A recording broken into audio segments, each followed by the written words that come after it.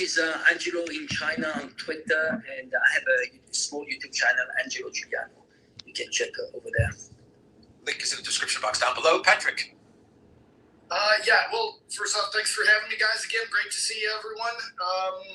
And yeah, as normal, I'm all over social media, but the main meat of my work and journalism is on YouTube and supported by Substack. So if you guys want to see something, go there and you can see my work. I have all those links in the description box down below, and I will have them as a pinned comment as well. Highly recommended to follow both Angelo and Patrick's work. So, Alexander, let's start things off and discuss Venezuela. Indeed, let's indeed discuss Venezuela, because we are extremely fortunate and very privileged, because we have two very, very insightful and acute observers to help us understand the situation. Angelo Giuliano is in Venezuela. He's in Caracas, in the capital of Venezuela, and he's been there for I think some time, couple of weeks, and so he has a good feel of the situation there. And Patrick is on the border, and there's lots of tense things happening on the border, and we have a situation where, for the first time that I can ever remember, the United States is in conflict with Venezuela, but with Colombia as well, with the president of Colombia, the government of Colombia, very, very unhappy about the actions that the United States is taking against Venezuela, and the government of Colombia, in effect, receiving challenges and threats from the United States as well. By the way. All right, it's going to be a quiet day here. Merry Christmas, everyone. Happy Hanukkah just ended, I guess, for those of you who celebrated that. And I think Kwanzaa's Friday, so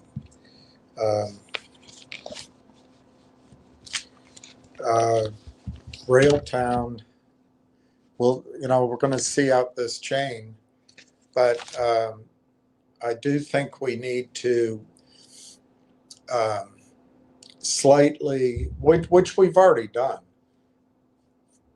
Unfortunately, I was not correct in the urgency in terms of timing or price, as it turns out, all this year. The stock is cheaper today than it was a year ago. However, I think the story, not to put too fine a point on it, if Railtown decided to become a unicorn, it could be your next big story. I don't think that's what's going to happen. I think they're going to get sold. I continue to think Microsoft is the company that will buy them, but it could be TELUS, it could be any one of those major companies. And as it was explained to me, the biggest reason for that is to block out the competitors. It's not so much about revenues. It's about making sure Google doesn't get it, so Microsoft wants it, or Amazon comes in aggressively because they want to be able to compete with the Google ADK.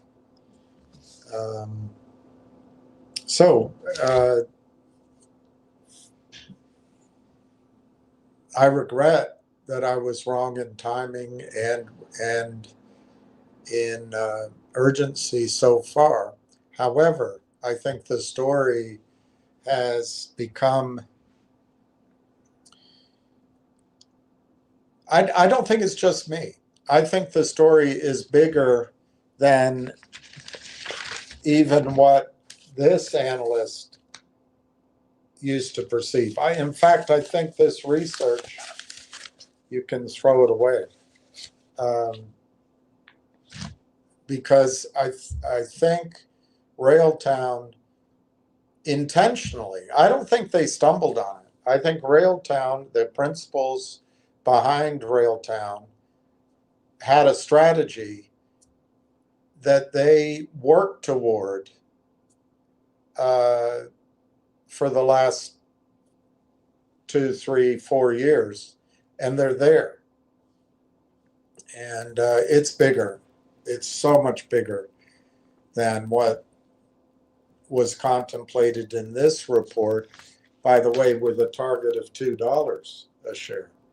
And you're going to ask, well, why is the stock down? Well, you know the answer.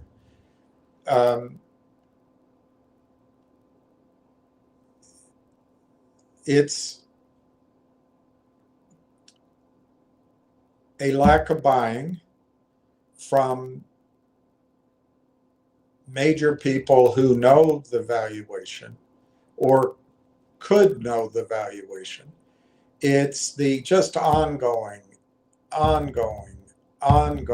manipulation of stock prices for short-term gain in the US and Canadian markets. And I think I got a little bit of a spin on it yesterday when the company told me, and you know who I was speaking to, but I don't want to use his name because I don't want it to be quoted and cut and pasted and all that. But he indicated this story, in a way, it's just out of the lab. That was something he said. In other words, they've built a robust and a heavy lift item that they call rail engine. They've also built the one that you're familiar with, and I think there's a similarity somewhat that with what Langchain has built. They've built rail tracks. As he pictured it to me, in the middle is conductor, the observability tools, which also was a heavy lift. They spent 6 years on this. They spent 6 months on a white paper, as his previous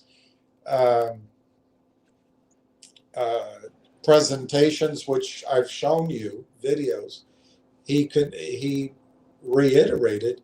They actually, once they got that white paper done and filed for their patent, their IP protections, which, as you know, I'm not an enormous believer of the efficacy of that, because if someone's going to steal from you, you've got it's all a matter of how many resources you have, lawyers, attorneys, team, money, to fight back. But anyway, they got that locked in early. And just as he described before, and as I have suspected, they went to Microsoft and said, hey,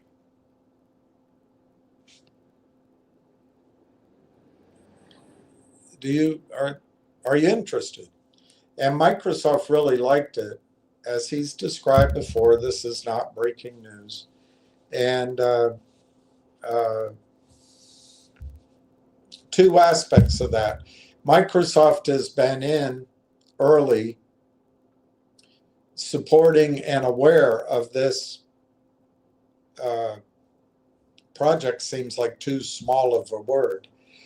And by support, I think it's bigger than just verbal support, but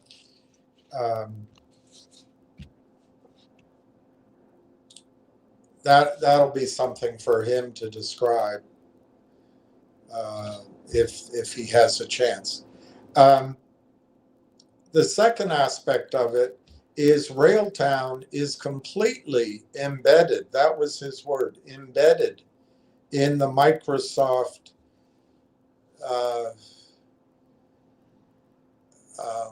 he didn't use ecosystem. I hate that word anyway. But in the product development cycle of Microsoft, they're in GitHub. They're in this thing called DevOps or something like that. Uh,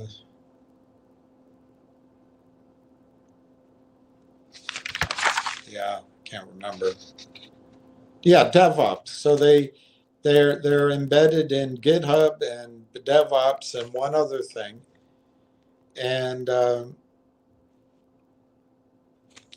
you can make a quick connection, which I challenged him on. He agreed with me. If Microsoft were to buy Railtown, they could buy Railtown, and it's as simple as bundling or rebundling, repricing bundling in the Microsoft developer world. And it's just a click of the button. They're already integrated in all of the Microsoft systems, I guess. I don't have the perfect vocabulary to describe things. So if I misdescribe or misdiagnose, it's not intentional. Microsoft remains the world's largest software developer toolkit on the planet. So it's pretty exciting. But anyway, I think we have to change our focus, which we already have, to 6 months, I'd say. 6 months. It might be 9 months, 6 months. But on the other hand, it might be 30 days, 60 days, 90 days. So I'm not trying to be negative, but it's clear that the company is starting a rollout of the information, which I got to see yesterday. I don't think I got to see everything because nothing material was shared with me. But the overall strategy and the overall story was quite powerfully told. And it's just enormous. It is an enormous story. So any of you are day traders, pick a different stock. I think if you can decide to hold this for 6 months, 9 months, you're going to be rewarded beyond anything you expected. I do have a caveat on that, which I'll discuss in a second, but it's not a bad caveat. However, it could happen really quickly too. I continue to believe that there's going to be a slow news cycle for the rest of the year, but that I could be wrong on that. But I think everyone's on vacation on the buy side on Bay Street. So I really think that the soonest people will be back from their holidays, you holiday, I holiday. You holiday, I holiday. Bayram means holiday in Turkish.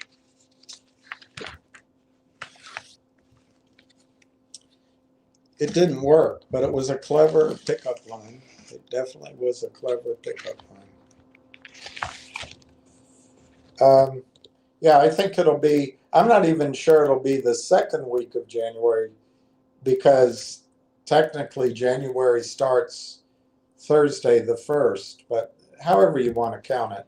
I really don't expect until after the 12th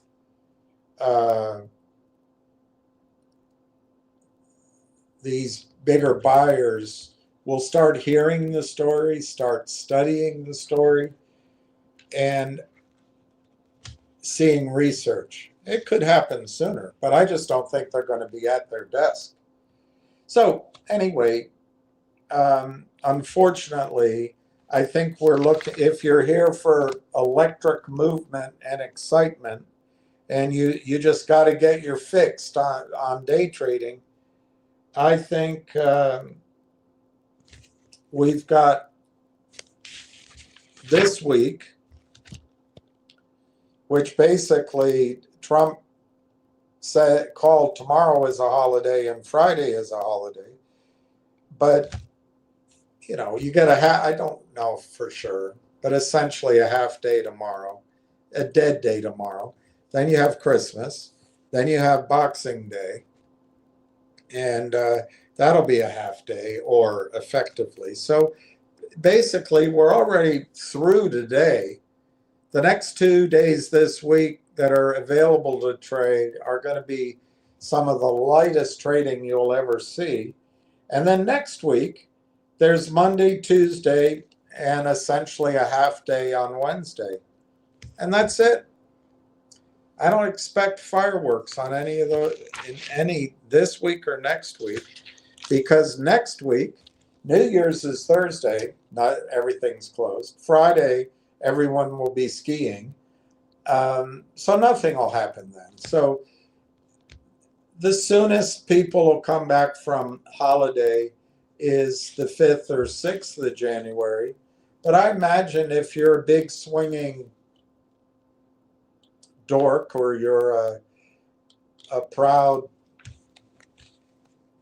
mamacito trader or banker, you're not coming back for that week. You're going to be out on the hills.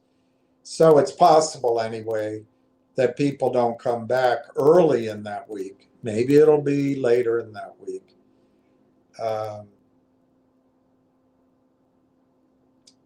But I think you have to plan on, for bankers, investment committees, research taking hold.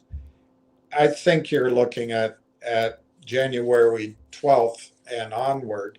And to the extent a new idea comes on a desk, because to a lot of these people it will be a new idea, or they're aware of it, but they got to check with their attorneys. Are we allowed to buy it? How about this NDA we signed? Are we exempt from it?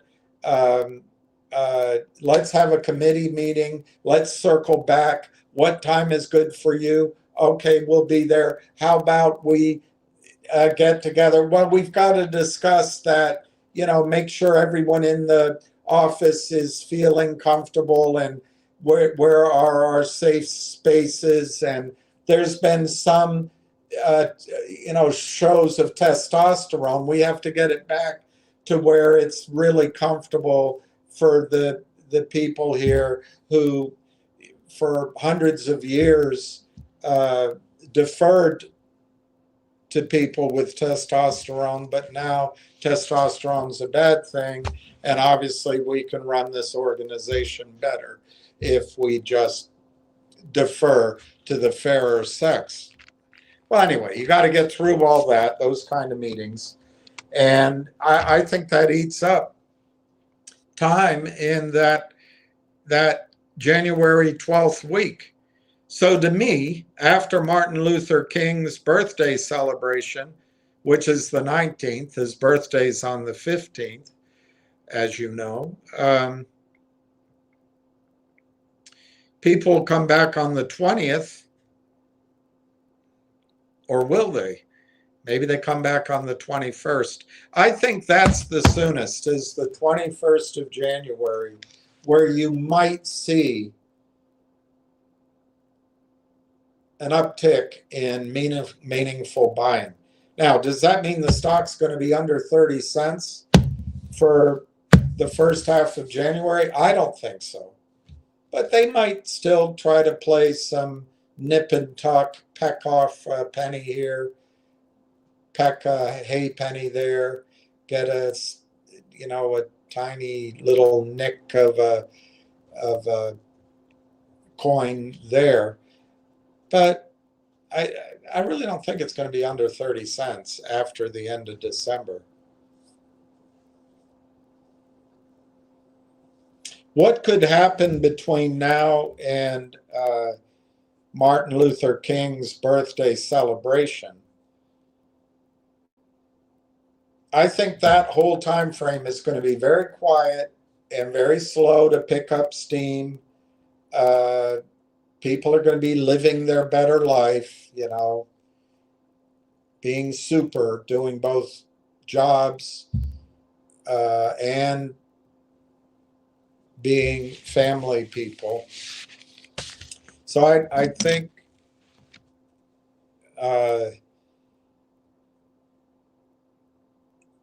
basically for the next 3.5 weeks or so, call it 4 weeks, there's not going to be a whole lot of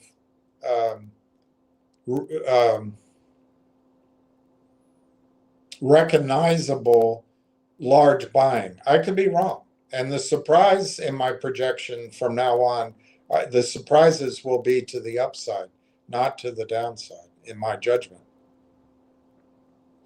But what could happen over the rest of this year and the first half of January, or all the way till the 19th of January? I think you could see finally some news that releases the blockage on all of us knowing material non-public information. And what could that be? I think it could be something from TELUS. It could be something from Railtown. It could be that there's more to hear about the data center, wherever that information comes from. So I think you could get 2 or 3 pieces of information that are really significant. I also think you're going to see research. I would predict, as I always have, that this group comes out first. They're totally wrong. Their model, their revenue model, and their description of Railtown here, it's completely wrong. Which is evident to anybody that paid attention to the TELUS announcement.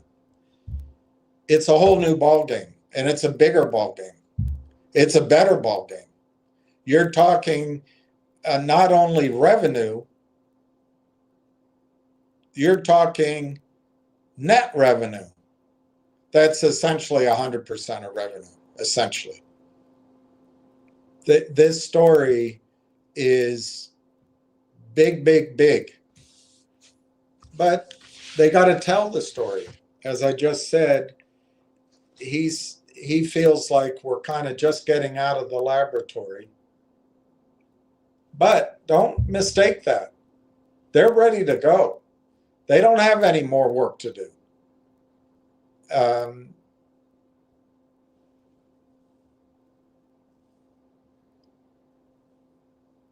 I think it's safe to point out to you that TELUS is committed to being the hyperscaler in Canada for AI. And AI is everybody. AI is going to be everybody.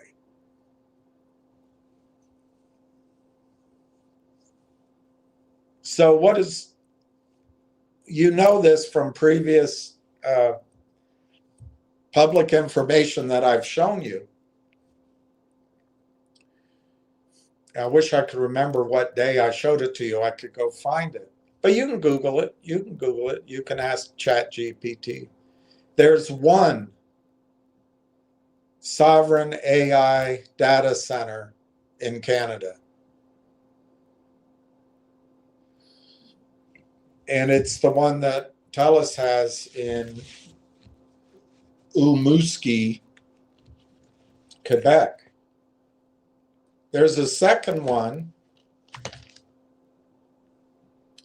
soon to join it, and that's in Bigamy, Quebec, or wherever the hell.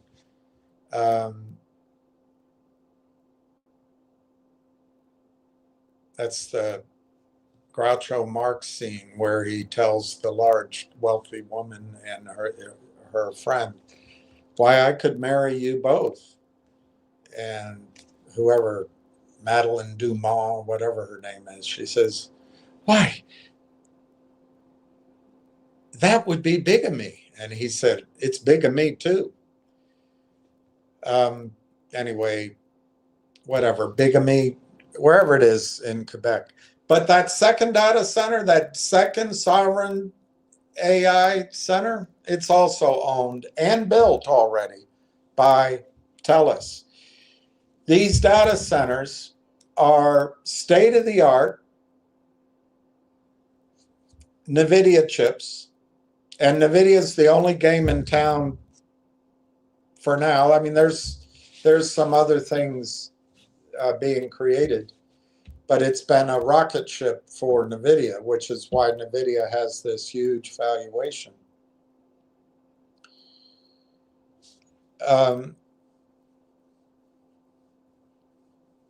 These two data centers operate at least half the cost of any of their competition because of the strengths of the Canadian energy markets and hydropower. So here's something to contemplate.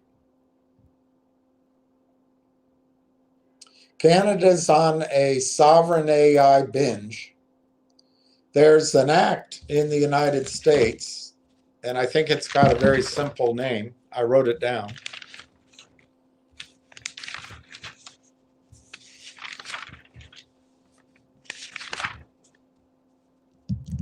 I thought I wrote it down.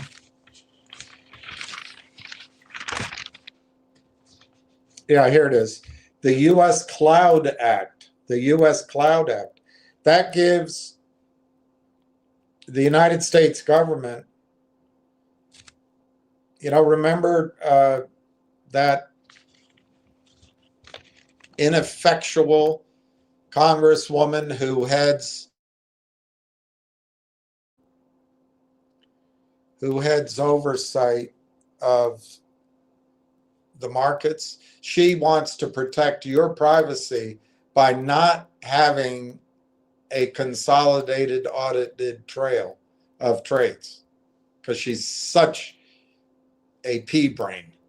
Well, if you run any data through a U.S. hyperscaler, the government can have access to it.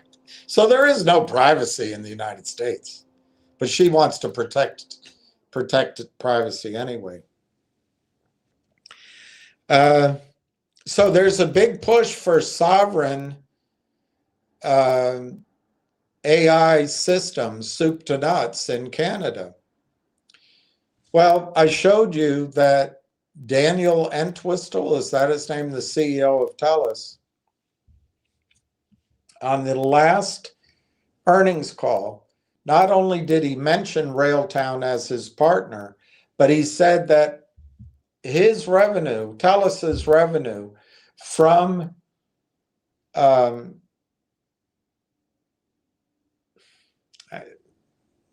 he had a turn of a phrase.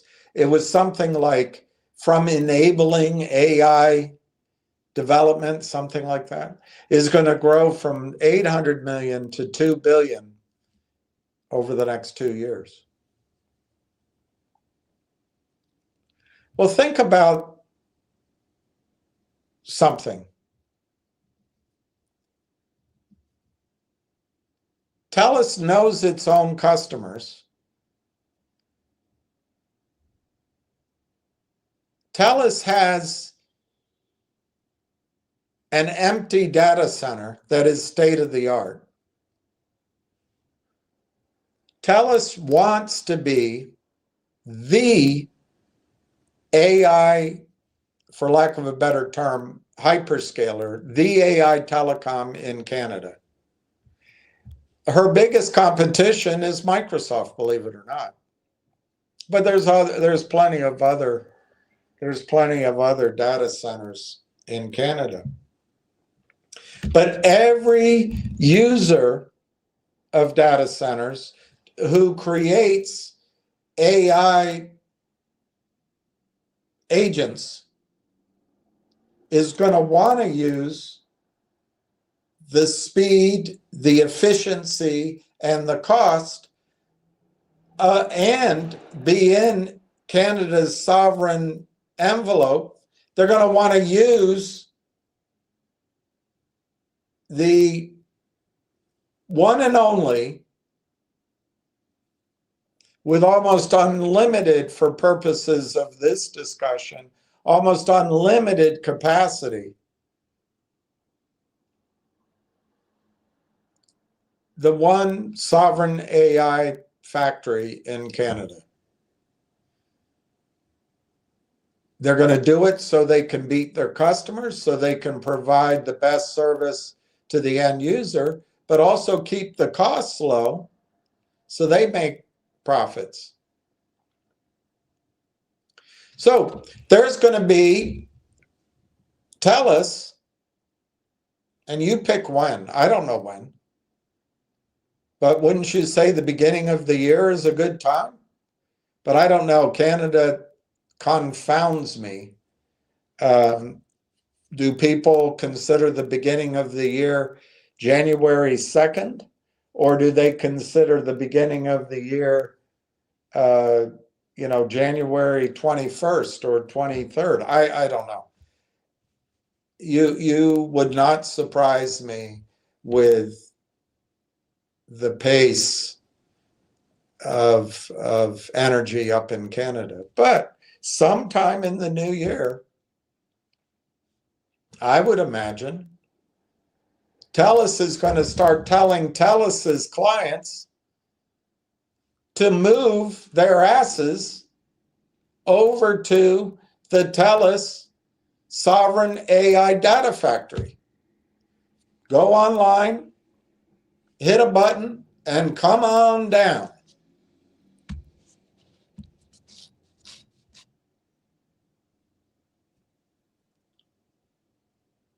Well, just imagine if Railtown is the ADK, the framework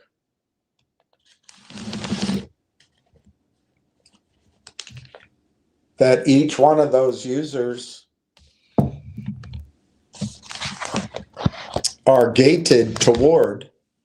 I suppose if they're adamant about it, they could probably discuss using a different ADK.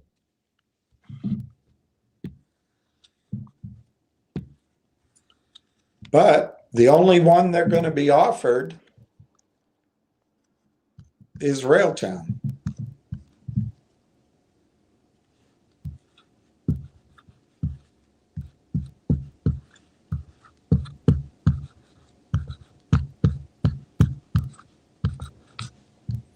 And that story you're getting early. You're not the first to get it.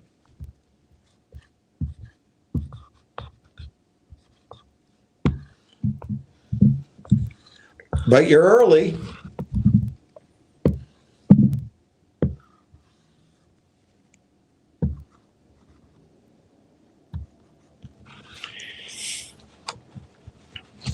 Match it to the news at the earnings call. $2 billion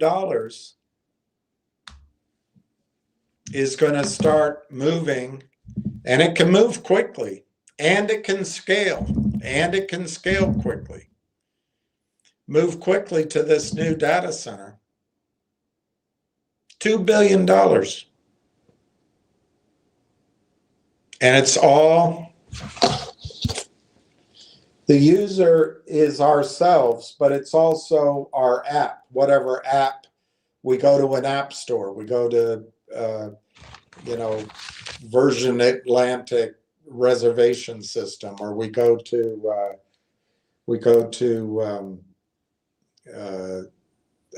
I don't know, eBay. We're the user, our app is the user, but the agentic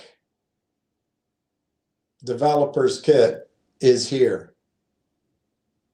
This is what makes use of all of these synapses down here. This is the electricity, that's his term. But it's also the computing power that you need up here.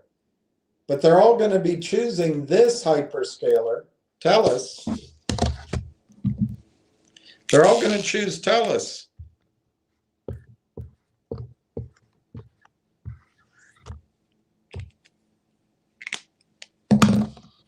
They're all choosing TELUS. One, it's built. It's ready to go. Two, NVIDIA. Best NVIDIA, the best state-of-the-art chips. Three, Canada. Four, they're already customers of TELUS. TELUS is telling them to move. They're going to move here. Then you need the large language models. As he described it to me, and I tried to explain it yesterday, if I mention a name to you, like Paul Newman, a bunch of ideas start flashing in your brain. These are the links, the beginning of neural networks, the connections. Like if you go, he used the example of Wikipedia. If you go down there, there's blue wording or numbers that you can click on and be taken to a different page. And then that you can be taken to a different page. That's how our brains work, only we work at lightning speed. But then up here is almost trying to create consciousness. It's trying to use all those links to data and information intelligently to create the app. And that's where the agent developer kit comes in. Examples of large language model companies are OpenAI here, OpenAI, Anthropic, or Cohere are examples of the large language models. Up here, the ADKs, the examples are Google ADK, LangChain ADK, and Railtown. And Railtown is better than the others. He goes to conferences and he has these hackathons to let developers use Railtown side by side with the rest. And they all love Railtown. But he says in practice, developers like to use more than one thing. But just imagine, people are going to come use the new data center. That's why they're moving. They're not making a decision about Railtown. They're making the decision, I want to be on the best data center. Canada, speed, cost, brand new. They want to be here. Well, to get there, they're going to use whatever LLM is here, probably a Canadian company. And for sure, it's going to be Railtown up here.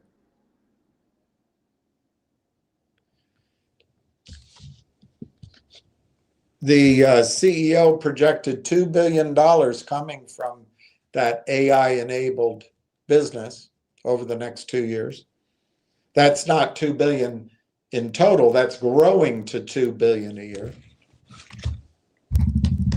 So how hard is it to put together that Railtown is going to be revenue sharing $2 billion worth of data center revenue? Question is, what percentage do they get? I don't think we're ever going to know that. But, you know, at 15%, that's 300 million annually. And once it's there, it continues indefinitely. And it's gross revenue, it's also net revenue. $300 million a year at 15%. But what if they charge 17.5% or 20% or 22.5%? You know, it could be 400 million a year. These are huge numbers. Huge numbers. 400 million a year. Sure, it'll take 2 or 3 years to get there, but if they get to 400 million a year in pure revenue, it's almost $2 a share in that revenue. So how long, as he tells this story, how long is it going to take for the penny to drop? I don't think it's going to take very long. Not as long as it's taken me to understand it, not as long as it's taken me to even process it and tell you. I'm making fun of myself, not you.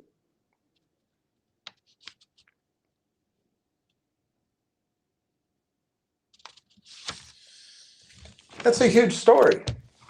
So the question is that you have to ask yourself, when do you think enough news will come out to release the ability to broadcast that story? When do you think research will come out? And I think that's going to be soon. I doubt it'll be before the end of the year. But research analysts are very competitive. They want to beat each other to the punch. And then finally, as the company starts telling the story, which it is, obviously, how long does it take for that aha moment to go off in Wall Street and in Bay Street and say, good gosh, this company is better than Langchain. This company is going to visibly grow to $2 a share in revenue over the next 3 years, which is net revenue. What multiple do you put on that? It's hard to say because you got to figure out how much further it could grow. But once Railtown performs there, their story is going to be known worldwide. And every data center which is trying to catch up with the state of the art, NVIDIA, and it might be, I don't know who's coming up with a competing chip, maybe Intel or Google has something. But they're going to be scrambling for Railtown as well. I don't think Railtown will be an independent company at that time. I think it'll be sold.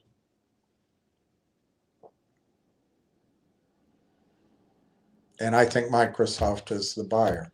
But it could be any of these. It could be you've got Amazon, Google, maybe IBM, maybe Facebook, Meta, maybe obviously Microsoft, maybe Apple. You've got a lot of people that are going to want to block out the competition. But just imagine Microsoft buying it. Microsoft is the world's largest software toolkit. They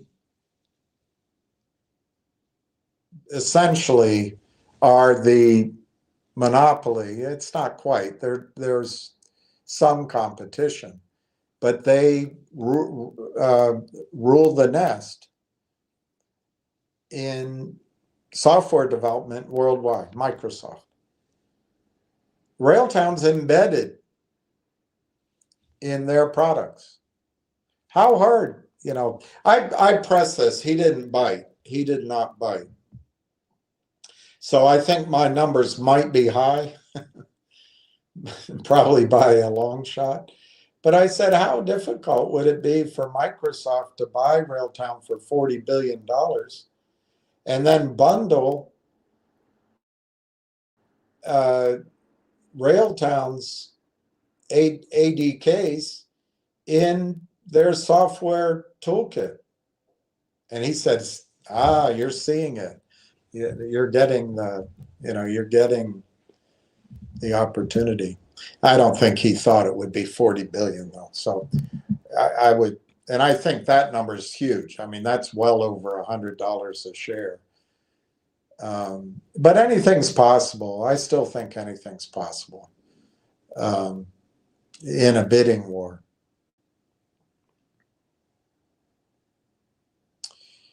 He talked about how big the software market is. He said there's no bigger industry in the world. And he asked me to go back in my memory, which I can do, before the personal computer. You guys can't. You've grown up with computers your whole life. I mean, I remember when typewriters, to see a room full of electric typewriter was awesome.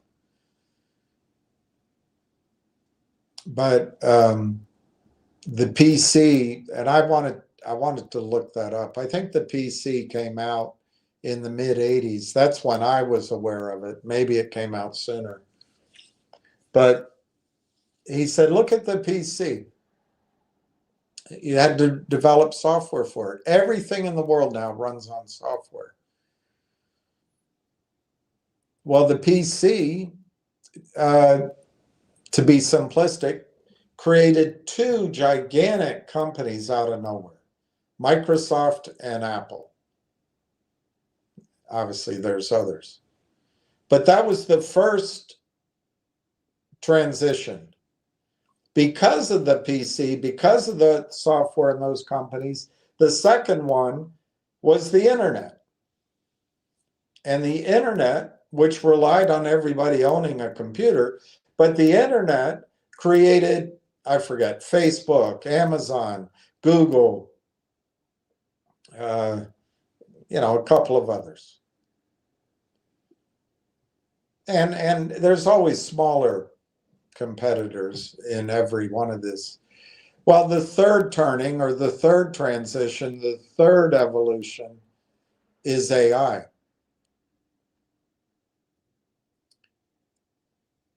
And I don't know what it means in terms of revenues or in terms of growth.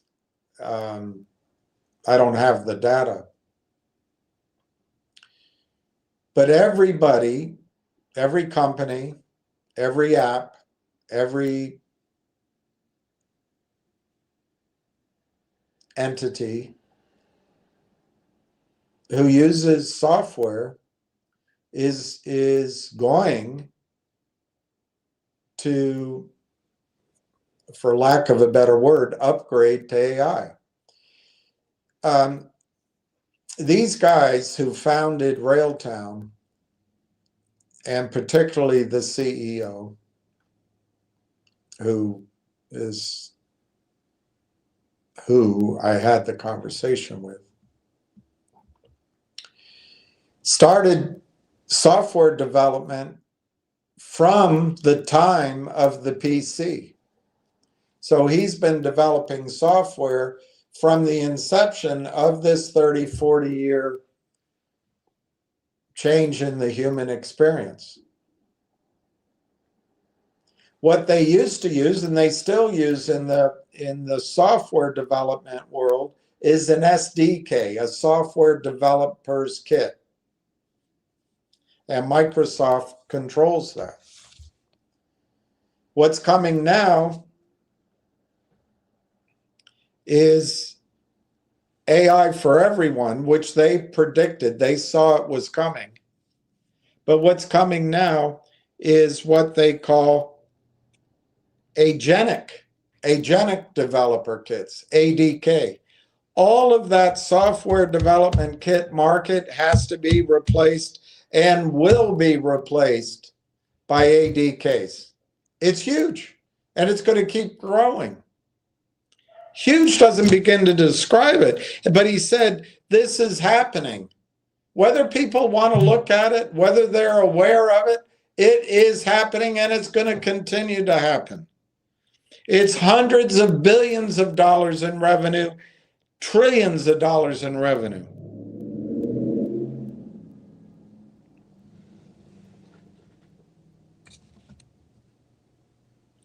Everything's going to be replaced with AI apps and agentic functionality. Everything. And there are many competitors to many people rushing to fill in that gap. This ADK area, this orchestration frameworks. And LangChain's one of them. But LangChain has, let me just check my notes if I wrote it down. LangChain has one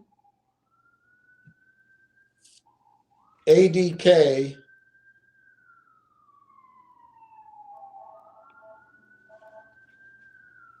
I think what I wrote, I'm sorry for my handwriting, it has no robotics,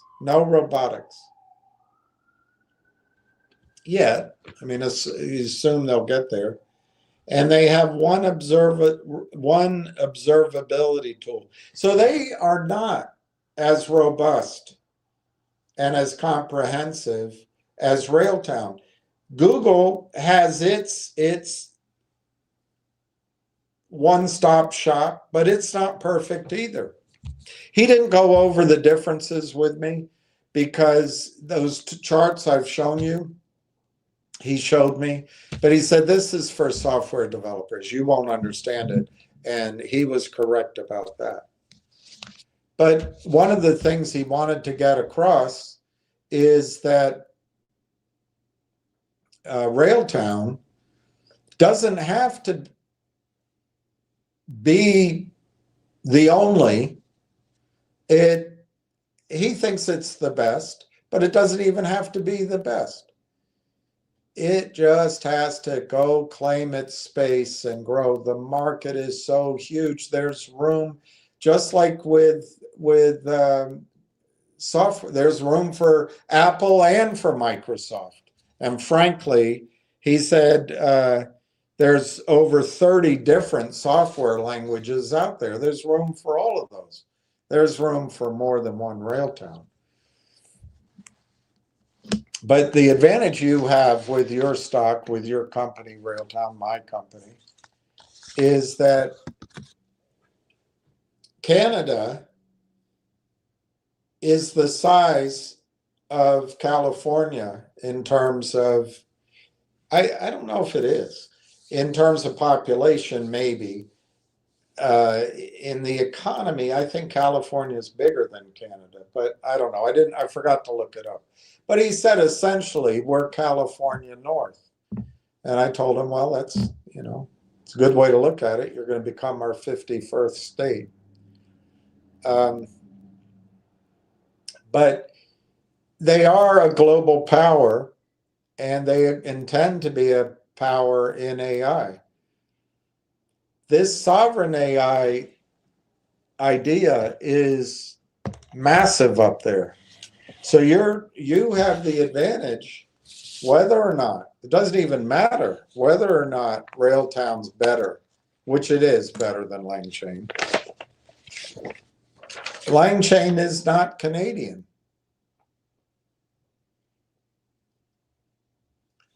So all of that business is going to be directed through Railtown. He took time to explain the Uniserve transaction, which didn't excite any of you guys, didn't excite the market. The shorts just kept selling the stock down because they have their own extraordinarily short-term goals. So obviously it was a bad deal. And if the deal was so good, why wasn't somebody buying the stock?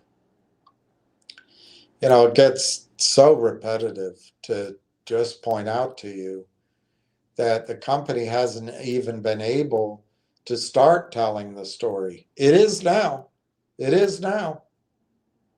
And I don't know how long it takes for stories to catch fire, but this one is going to spread like wildfire once it catches.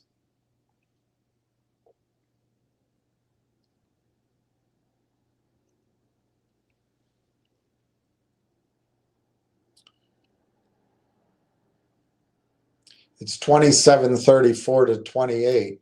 It just went red at 27.5 on 700 shares.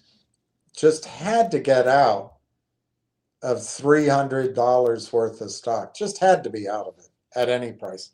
Remember, who tries to get the worst sales price day in and day out? People that are manipulating the stock price. Anyway, Uniserv is an interesting case study. He said they have 2,000 customers. I think it's closer to 3,000. But Uniserv has 2,000 customers. They provide the service. It's called, I think, MSP. Let me look it up. Yeah, managed service provider. So Uniserv is a managed service provider. So they go into a company and they manage their software. They do whatever's required. Keep it up to date, fix it, debug it, run it. And so they are called an MSP, a managed service provider. Well, they put, whether they own the data centers or lease the space, doesn't matter. They put their customers on their own data center or their own supplied data center. That's how they get their revenue. Well, this is a huge threat. They've been doing the SaaS model like everyone else, but AI and Teles's data center, new data center, is a threat to Uniserv's 2,000 customers. Uniserv's customers will go over to the Teles data center and don't think they don't know it.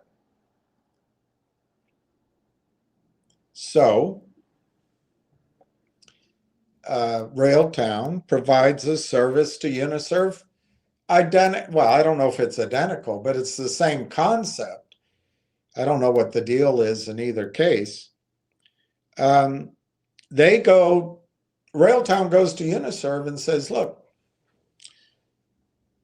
we are the ADK. We are the orchestration framework that you put on top of your large language models, which I think I know which company it's going to be if you think Canadian, but I gave you some names. And then you can stay at your data center because you're going to be providing the same or better service than anybody else. And they make a revenue split with Uniserv. They make a revenue split with Uniserv. And this model is transportable to data center after data center. And if you think even more broadly, who is the threat to Microsoft's dominant position in Canada now? It's Telus. If you look the other way, Telus sees Microsoft as a threat. But what does Telus have as an advantage? Canada. And they have, I asked him if Microsoft has, by the way, I asked him, does Microsoft have ADK tools? Nope. Microsoft doesn't have it. They have a I forget what, I don't know if I wrote it down, but they have a software type tool. I don't think I wrote it down.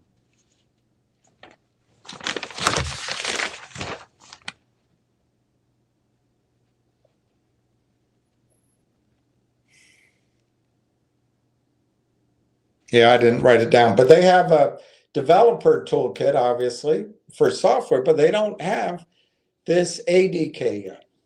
So I said again, that means it's logical. They're going to buy you. Or they're going to go down on the bayou. Blue bayou.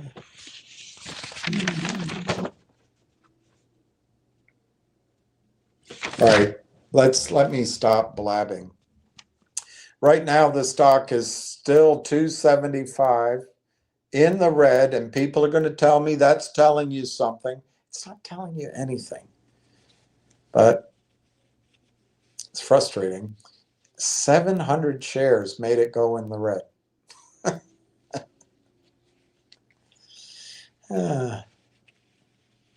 Well, there were two trades back, 3,000 shares traded at 27.55. I don't know if that would put it in the red or not. I wasn't watching. But anyway, let me go down your questions. Hey, Julie, Kim, Merry Christmas to you. I hope everybody's enjoying Christmas. I really haven't done much. I'm going to have dinner with my sister tonight. That's our Merry Christmas dinner. So I look forward to that. We're going to go to a nice Italian restaurant that always celebrates Christmas in my old neighborhood. So I have to just steel myself to. It always gives me a melancholy. I'm glad to be there, but then it fills me with sadness that I don't live in that neighborhood anymore. But anyway, I'm really looking forward to that, and that'll probably be my Christmas celebration. So I hope you have more planned than I do.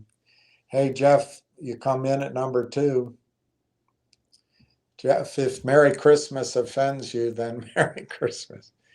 Well, I don't mean to offend anyone, but I, at the same time, think we should say Merry Christmas because we're celebrating Christ's birth, and that's not to cast a shadow on anybody else's religion at all. But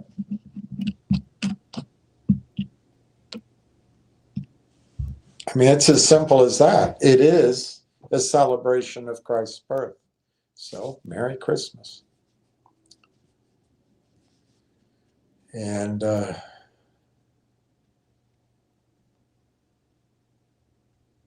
I'm of the opinion, even though I guess some people disagree, but I'm of the opinion that Christ arrived for all mankind, all men and women. I also think he came for his animals. I mean, who could be better than all those animals out there? I don't think we can fully understand what goes on, but I certainly don't think we should be dividing ourselves up as if we know. But we do know one thing. We're celebrating Christmas, so Merry Christmas. Hey, Julie Kim. Hey, Fast Eddie, Merry Christmas. And Donna, good afternoon, and everyone. There's Ward Richardson. Good afternoon, William, and RT Crew, Rail Engine. Rail Engine is huge. Rail Engine as it was described to me,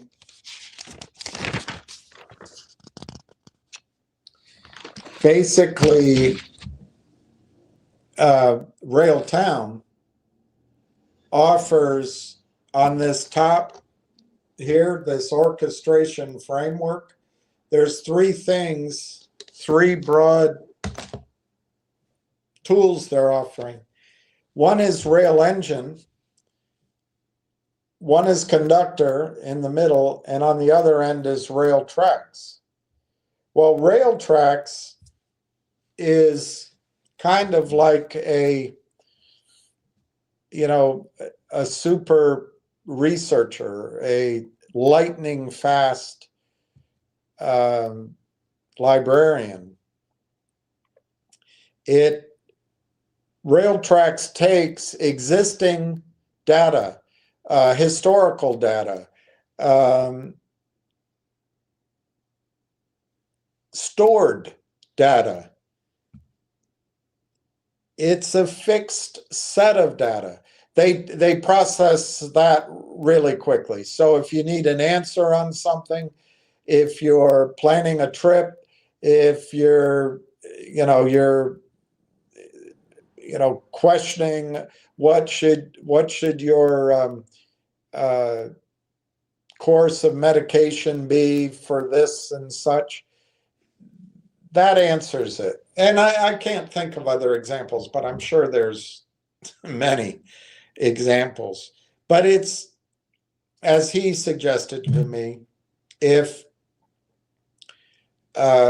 you wanted to know the weather in Tampa, Florida, right now, RailTax couldn't give it to you. They could give you the weather, maybe 30 seconds ago or a minute ago or 5 minutes ago or 10 minutes ago, whenever it was last posted, but they're not going to give you the up to the second weather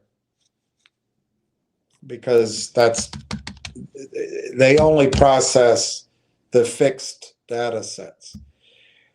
Rail Engine, on the other hand, it's the tool you need for robotics. I couldn't help but think of the robots that we might have around the home to replace wives, to replace maids, to replace husbands, to whatever. But also it's what you need for automobiles, or if you're a day trader, if you're these arseholes that fight us, we should come up with an AI tool to fight back. But if you need split-second evolving decisions based on nanosecond information, that's Rail Engine. That's Rail Engine. And it doesn't sound like anybody has it. I said, oh, so Elon Musk has this already because he's got the self-driving cars. He says, no, they don't have it. Elon doesn't have it. He uses cameras and radar, and he didn't want to go, we didn't have the time, but it's rapid sorting of data that's collected by camera and radar. It's not Rail Engine, which is processing and almost thinking. I'm never going to be convinced that computers can gain consciousness. I'm sorry about that, but it's pretty close to decision making in real time. Rail Engine's a big game changer. So he said anything you need in microseconds, that's Rail Engine. It took over 2 years to build. It was a heavy lift, but they got it done. So it's whenever you need a real-time response, that's Rail Engine. And then conductor, he said, was another really heavy lift. He said, conductor, it's your observability tool. So he used the example of a toddler. If you sent your 5-year-old into the living room, your 5-year-old has agency. She can make some decisions. She processes information as she waddles around and falls and topples and explores the living room. But if there's electricity there or sharp objects, you have to observe her and you have to guide some of her decision making. And that's what conductor basically does. Conductor is not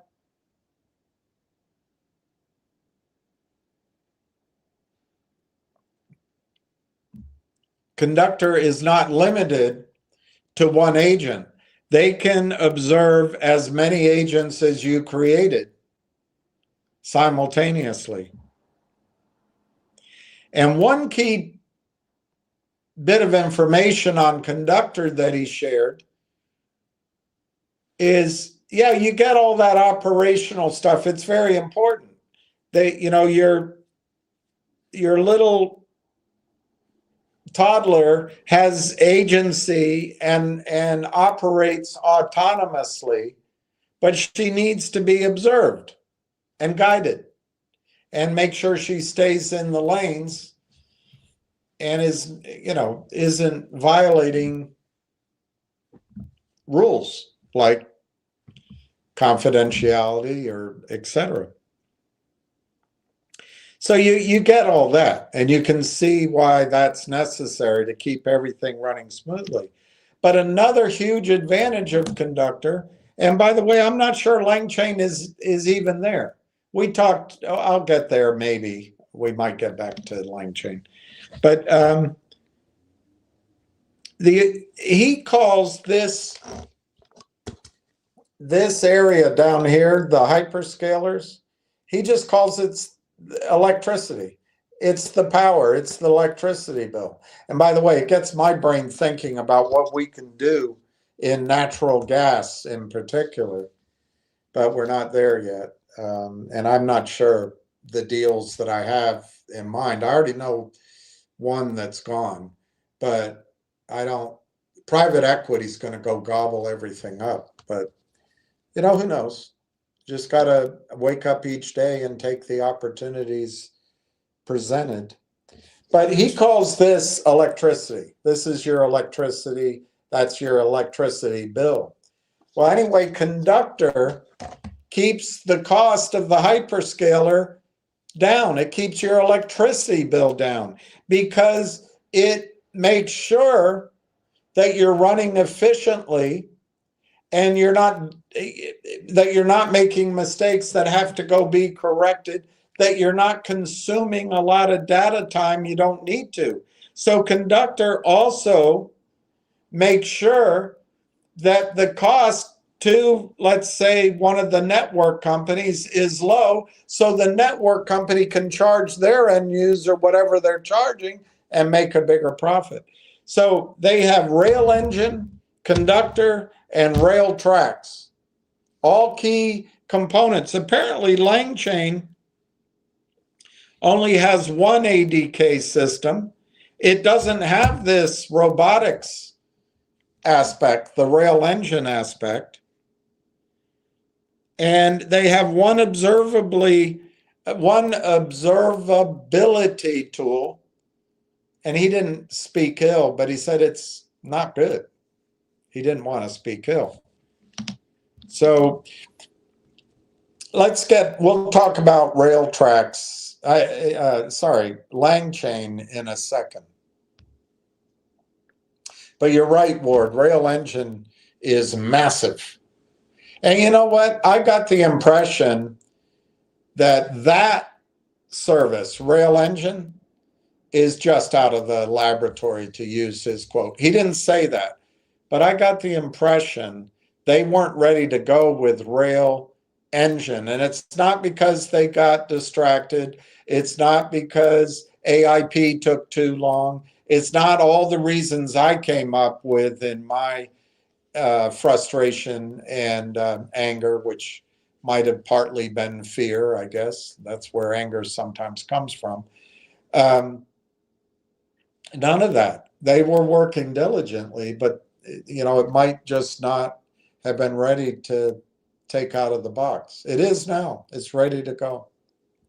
Justin Babish, does TELUS trade on the U.S.? Yes, it does. I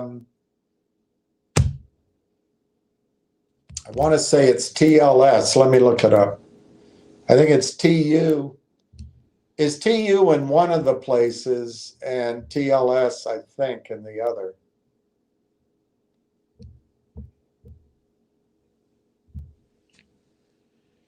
On the New York, it's TU. So TU.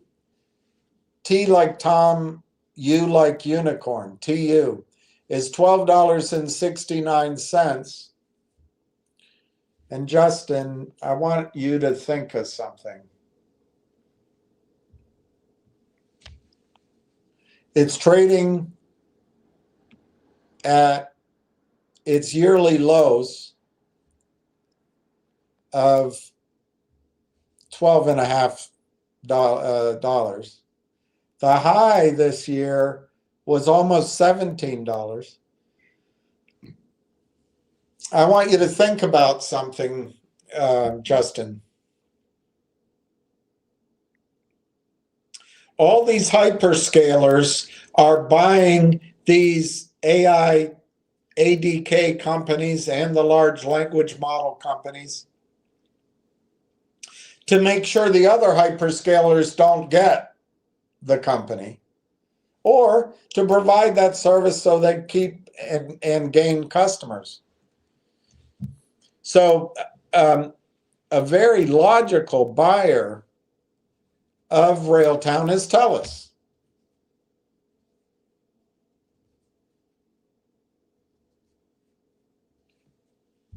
I don't think it would be a secret to point out that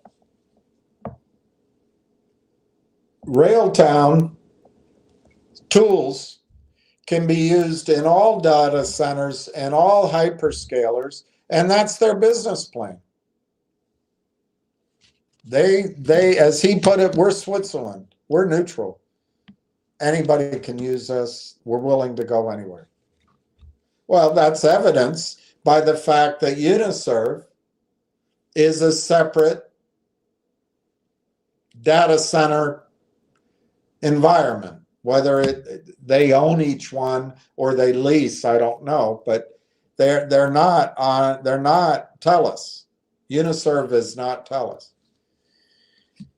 So if TELUS wants to make sure that Railtown's tools are exclusive to TELUS, what's their choice? They got to buy Railtown. They got to buy Railtown. If TELUS wants to block out Microsoft and put the hurt on Microsoft in Canada, which I'm sure you can tell the whole country wants to get rid of Trump. And in that sense, it is California North.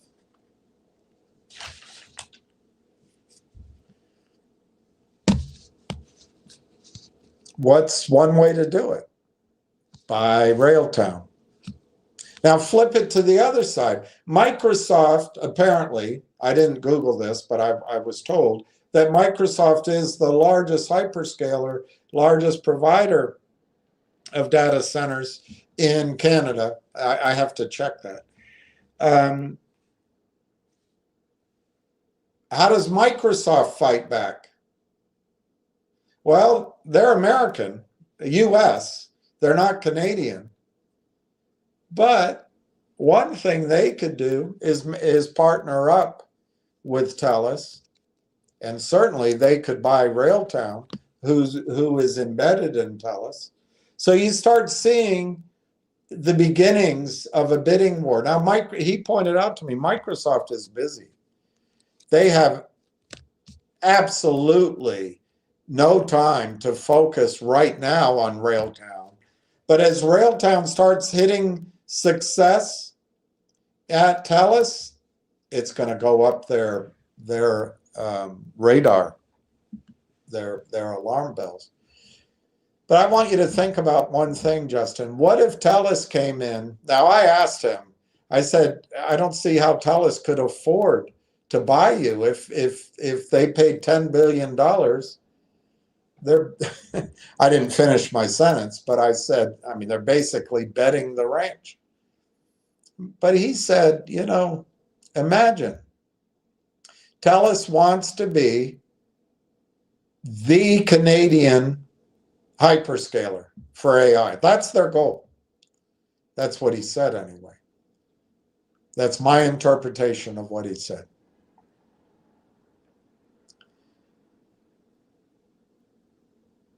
Well, TELUS is a buyer then of Railtown.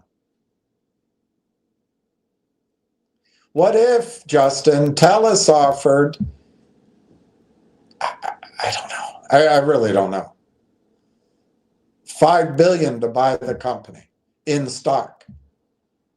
And what if you got, Justin, shares of TELUS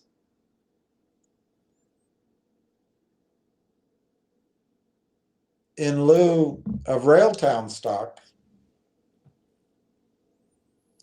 essentially at TELUS's lows? And then TELUS went on to ramp up its revenue, both in Canada and worldwide. And then you ride TELUS, who pays, by the way, a 9.5% dividend while you wait. You ride TELUS all the way up. It's a pretty powerful story, too. So there's a lot of alternatives that could be exciting. They did $5 billion in revenue last quarter. I'm looking on the screen. It's pretty amazing. So the Pirates are going to sign Ryan O'Hearn. That's going to change your life. The Cubs are going to sign Jacob Webb, another big earth-shattering bit of news.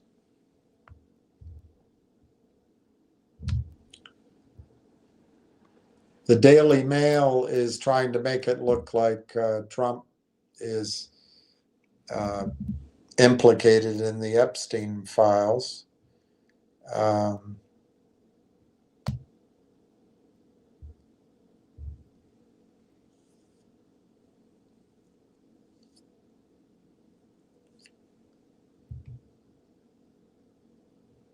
Melania is getting a little older.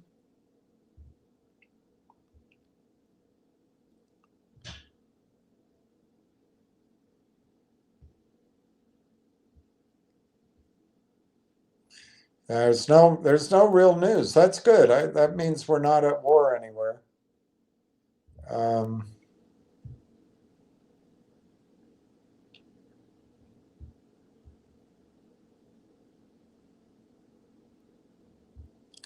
I don't quite understand. Hunter Biden is coming out against the Democrats and his own father, but anyway, it's not worth going into. Oh my gosh. Oh my gosh. Oh my gosh.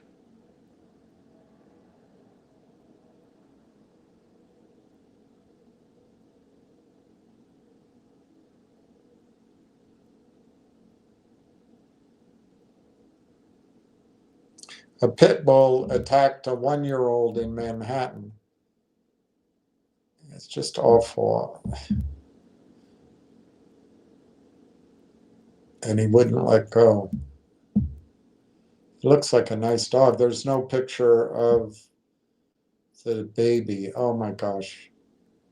A 1-year-old boy. Oh, he's got a hole in his leg.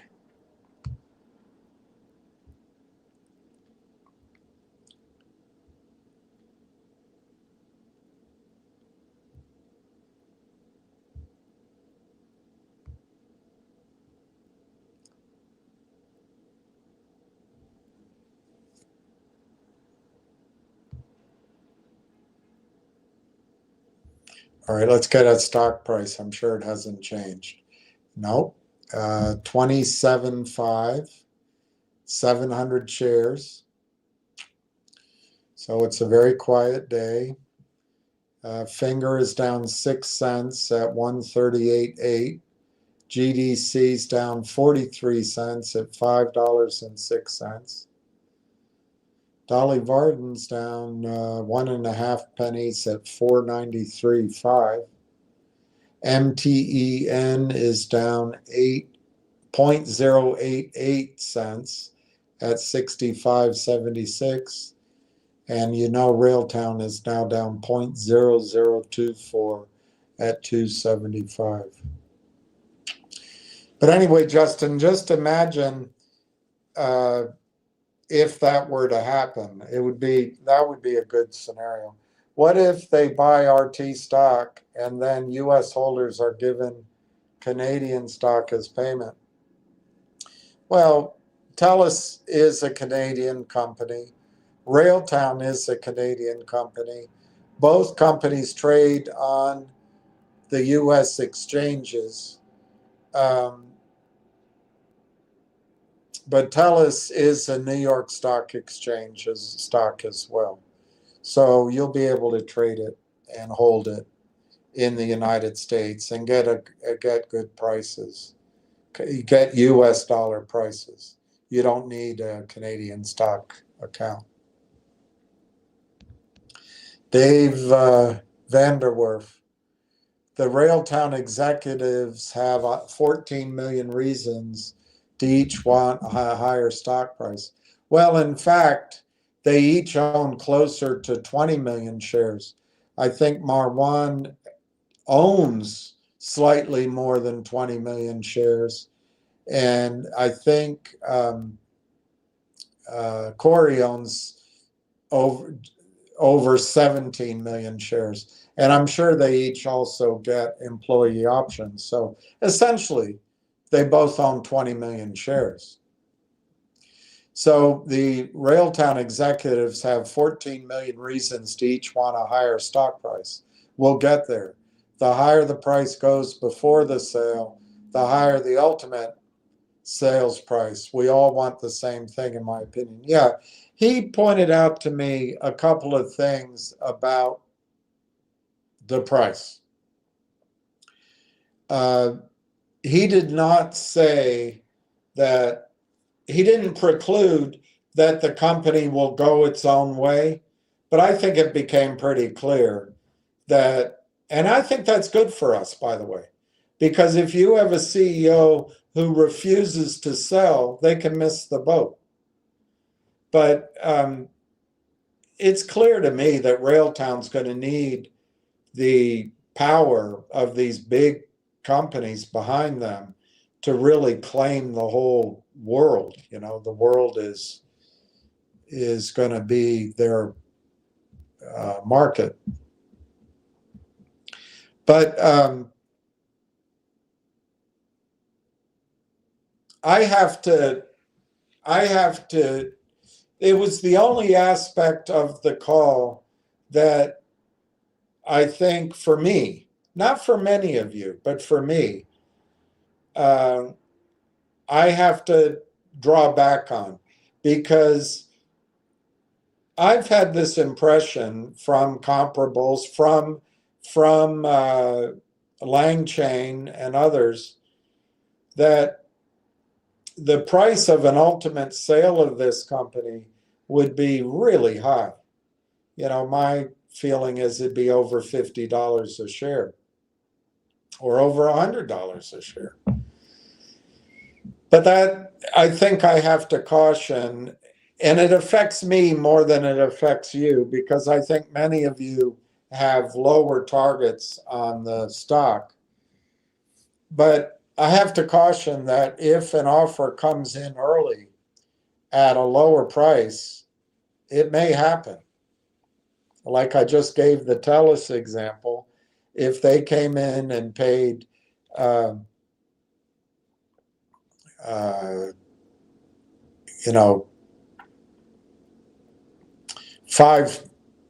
billion, 10 billion, sorry, or 5 billion. That would be, I think, about $20 a share. And maybe that's even too high. Maybe they'll come in sooner. So I think he's open to a lower sales price because the stock you receive will grow. However, he's not going to make the decision all by himself. So any offer that comes to the company, he's going to put it out to shareholders. My opinion, there'll be a bidding war. So I don't think he's going to have the say so, nor will we on the final price. I think there'll be competition to buy Railtown. But I have to caution, it's possible that one of these hyperscalers will make an unsolicited bid for the company at a lower price than I think makes sense. And it sounds like I'm very high in my numbers, so I have to correct myself there. On the other hand, I could be right. Nobody knows. Nobody knows. But I just warn you, we might see an offer at $10 or $5 or $15, and we have to vote on it.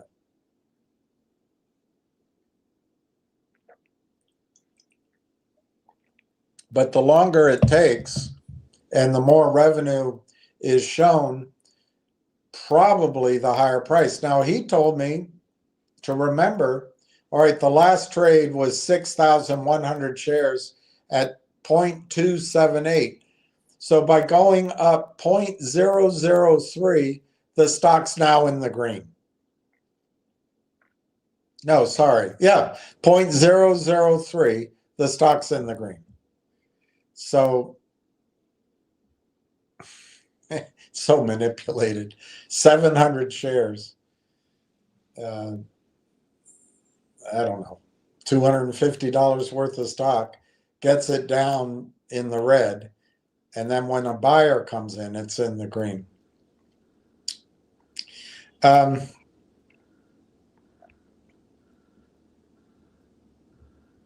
So anyway, we might look at lower prices in a buyout than I anticipated, but it also still could be a bidding war. Nobody knows. Nobody knows.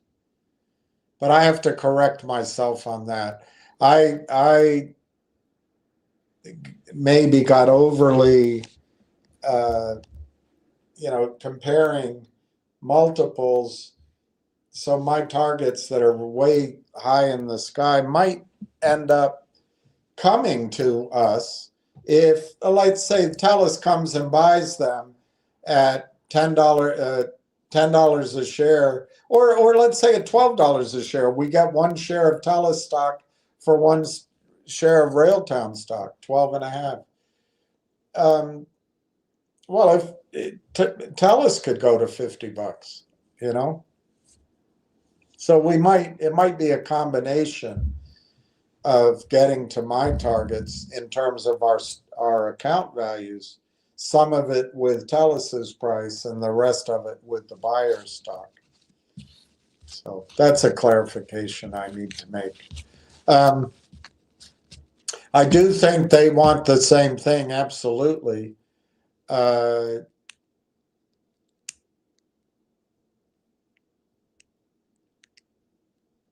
he did say, if someone comes in early, they have to pay for our growth. They have to pay for our revenue growth.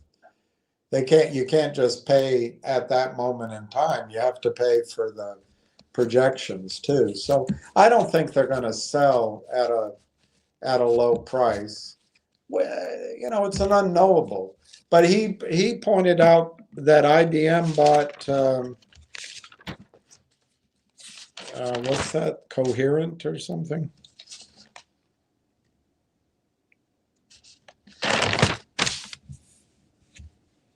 I took so many notes, and I'm sloppy. IBM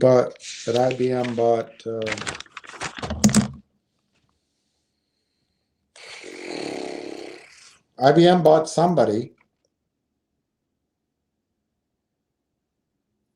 for 11 billion. I think it was called Coherent. He pointed out that Microsoft paid $10 billion for GitHub, and GitHub was a free service, basically, made no money. So I don't think he's gonna sell at a low price. But it just depends when Microsoft or TELUS, or I asked him even about Constellation Software. Is that the name? Constellation Software. And he said, they have an interesting problem because their model is all SaaS. So they need AI. So they're an alternative too. But I agree with you, Dave Vanderwerf, 100%. Ward Richardson, here are some major U.S. cybersecurity companies: Palo Alto Networks, CrowdStrike, Fortinet, Zscaler, Cloudflare, Cisco, KID, SentinelOne, Checkpoint, Rapid7 would make a great fit for Rail Engine.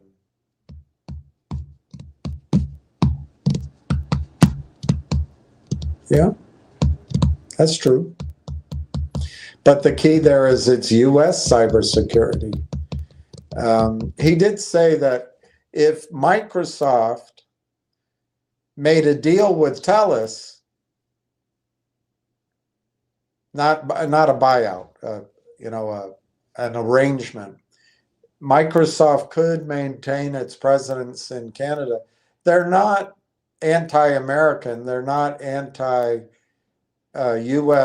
software developers. They just want to keep Canadian AI, Canadian privacy, and Canadian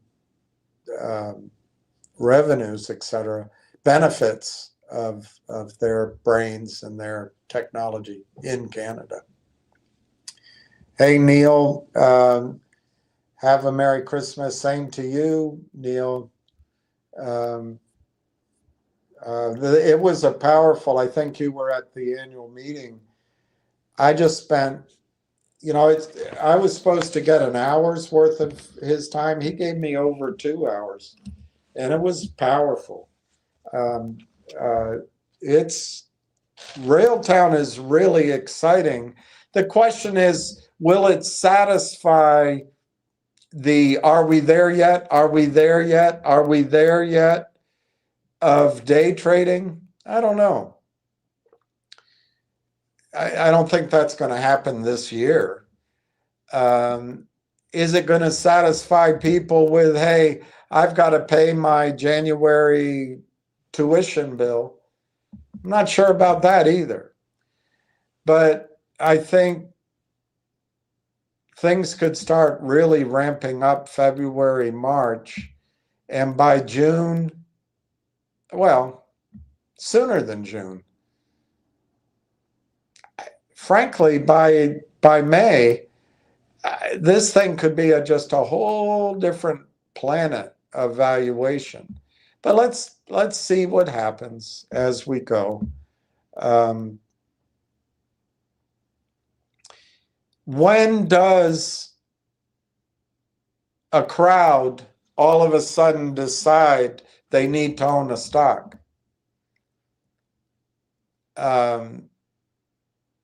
The story gets told over and over again, and sometimes it catches fire early. Other times it's after revenue is announced for the growth trajectory. So I'd say somewhere between the middle of January and maybe the third week in May, you're going to start seeing real traction in the price of Railtown. But when I give you that further target, it is not to get you depressed. I think as soon as this year-end selling is over with and awareness increases, and it'll increase through the end of the year, those guys are working hard.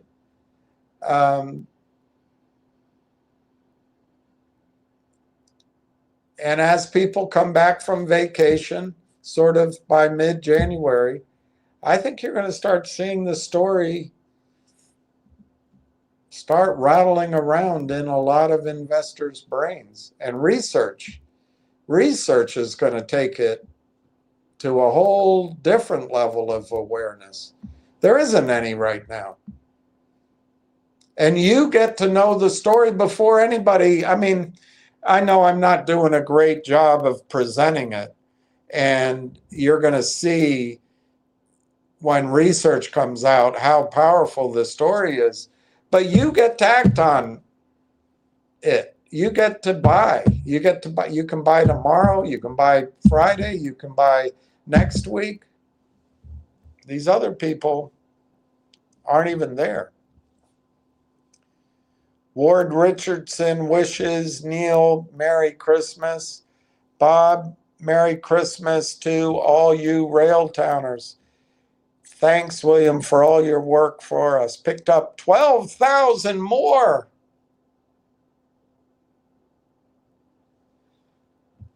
$12,000 more.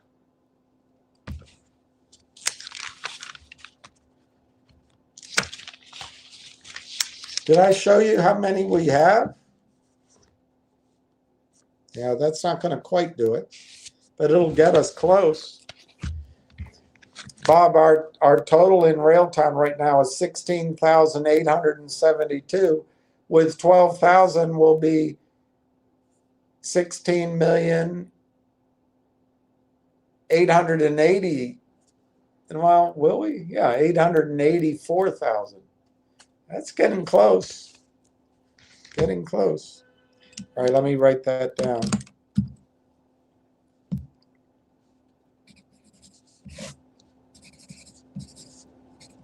That's a great price, $27,500. I wish I had money. I could have been a contender. I could have been a contender. Stella. Stella.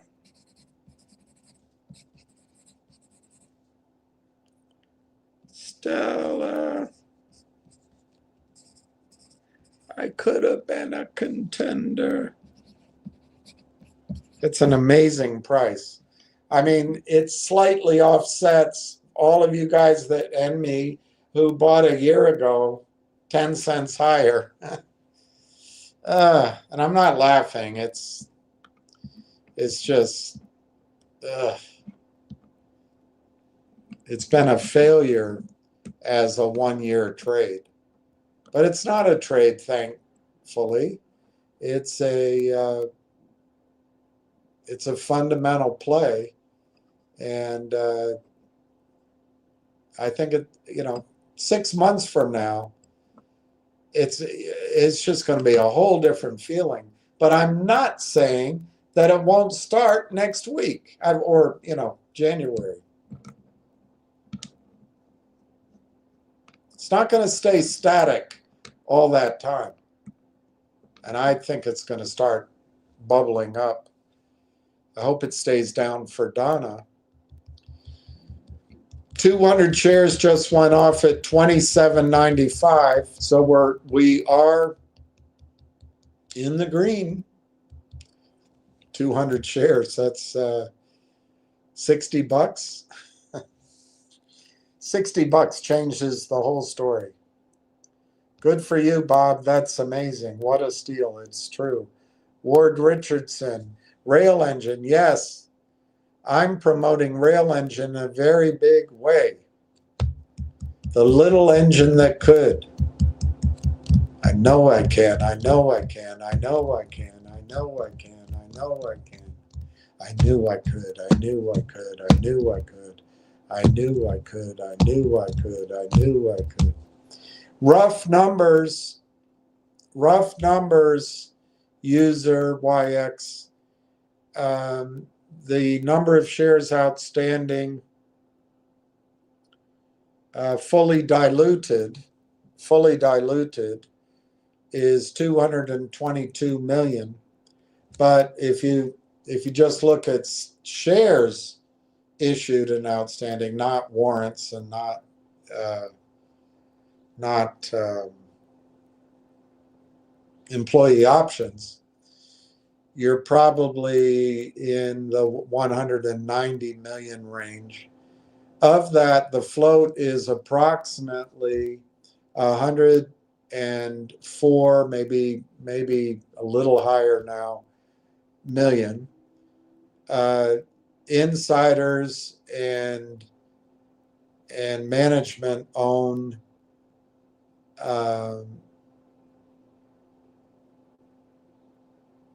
52 million shares, 54 million shares, something like that. And last two trades, 1,000 went off at 28, 1,000 went off at 28, 500 went off at 28, 500 went off at 28, 500 more went off at 28. We're up a penny. We're up 3.7%. Is it a buy program? It's an let's overwhelm them with 500 shares at a time. Another 500 shares at 28 cents. Is this the end? Stay tuned for the next Underdog Show. I hate your next post, user. I hate it. What's insider ownership? Well, that's it. It's about 38-40% of the float, maybe a little bit more. Remember, most of employee options can be considered insider. The largest portion of the shares issued to acquire AIP are all insider. I haven't seen a reckoning of that. So my guess is the insider number is much higher than I'm giving you, as much as 70 million shares. But I don't know how, or 80. I don't know how to calculate how much of the 50 million shares. We'll get that number soon. But it's very closely held. And a trade just went off for 4,488 shares at 28 cents. 500 shares at 28 cents. I hate this post. Had I had money, which I thought I was going to have, not my money, a year or so ago, or even 10 months, or even 8 months ago, I would have paired that with the gold company that many of you were invested in and made an equal investment in silver at $28. Well, silver's tripled, as you can tell, almost tripled. And I mean, silver was $23, $24, $25 a year ago. In that sense, it has tripled. And so the performance on silver would have more than paid for any risk at all in the gold company. But, you know, cash is king. And I guess it's better to have cash. But that trade in silver was a layup, absolute layup. Silver was the only asset in nominal terms that had not made highs in the everything bubble. The only asset, other than, you know, male equality, you know, men's rights hasn't made a high since 1980.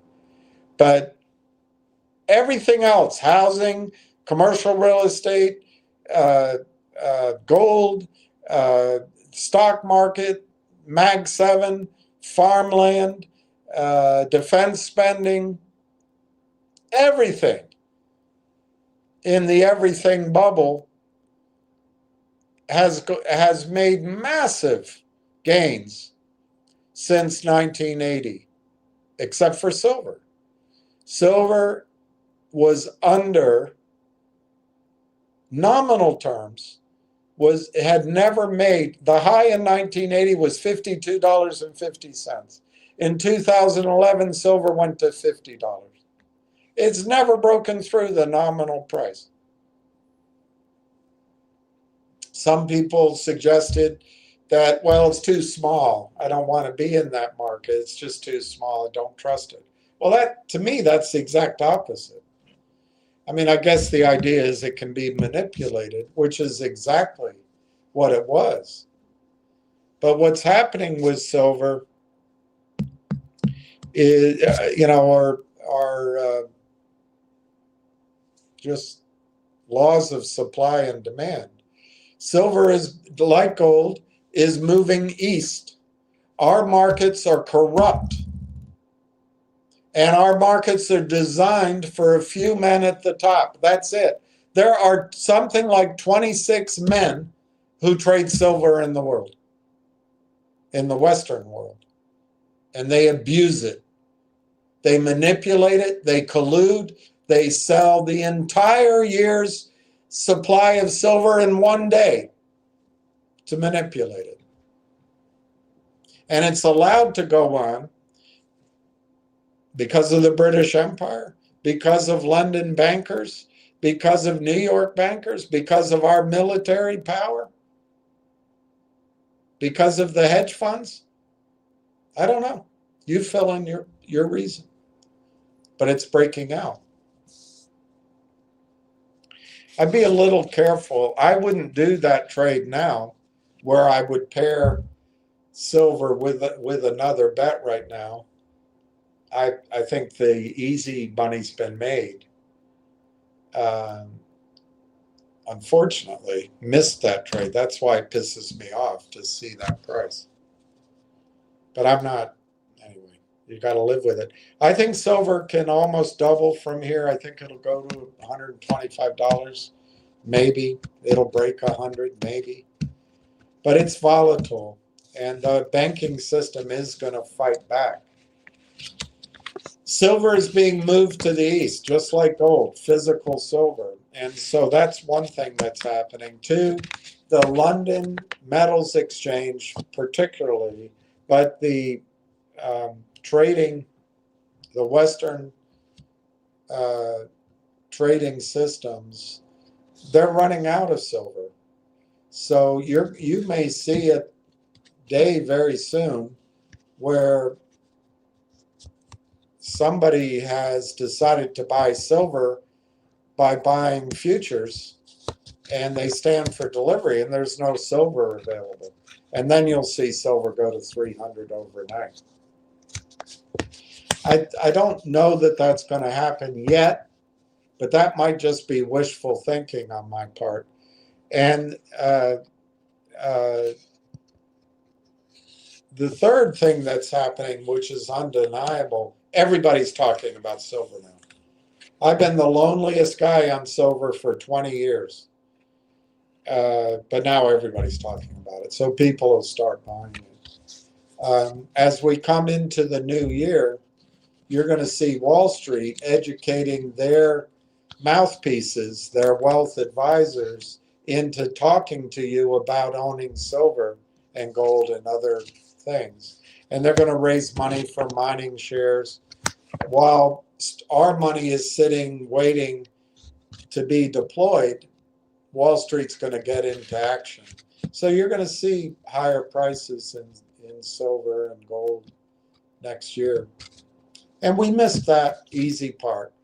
From as recently as a year and a quarter or so, silver was $16, $17. We missed that part. I wanted to be in there.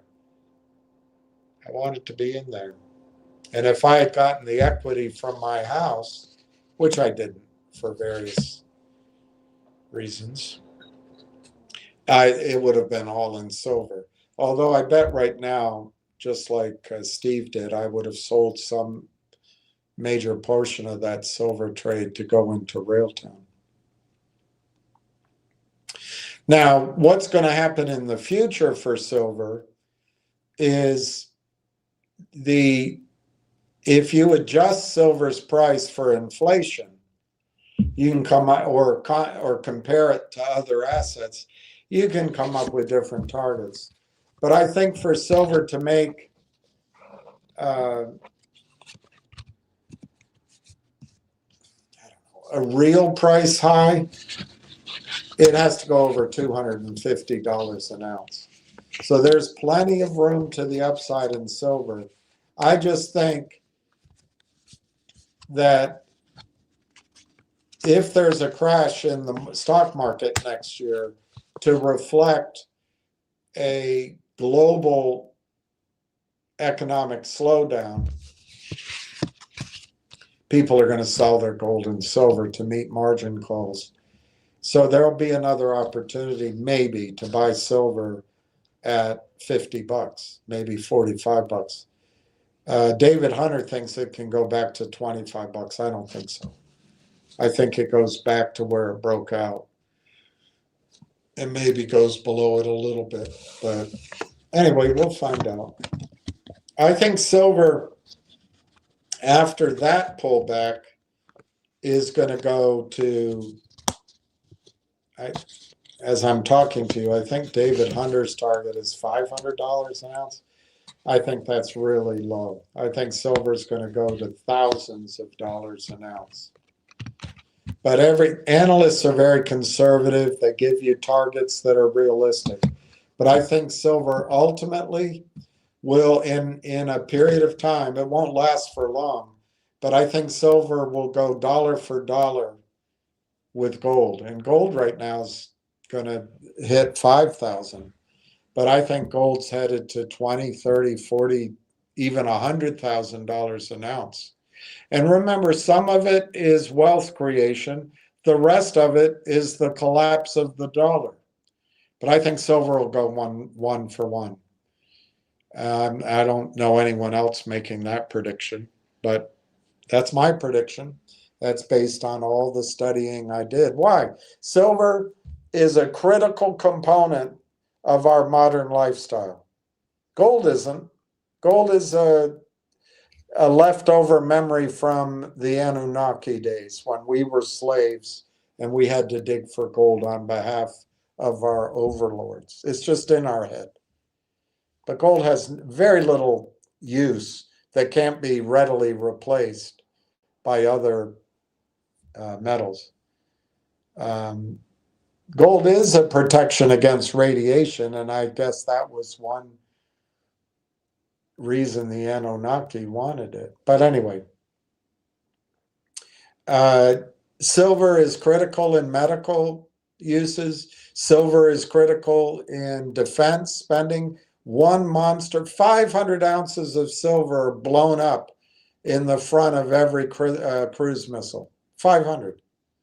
It's critical for communications. It's critical for the internet. It's critical for data centers. It's critical for AI. It's critical for automobiles. It's critical for filtering water. Silver it's been treated as a second or third or fourth cousin to gold. But silver is as important in our modern lifestyle as oil.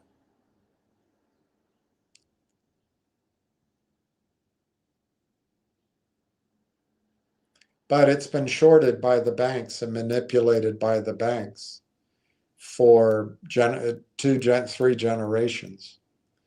And it is going to take down the financial system as it breaks out.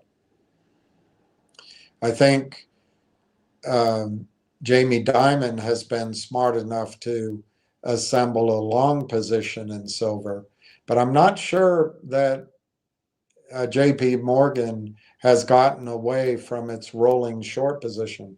But that's not transparent to us. The last time, I haven't listened because it breaks my heart. I'm not in that trade. It just breaks my heart, but maybe I wouldn't have been anyway. But the last time I listened to the banks that are at risk, I think Bank of America is at risk. Remember, they're the ones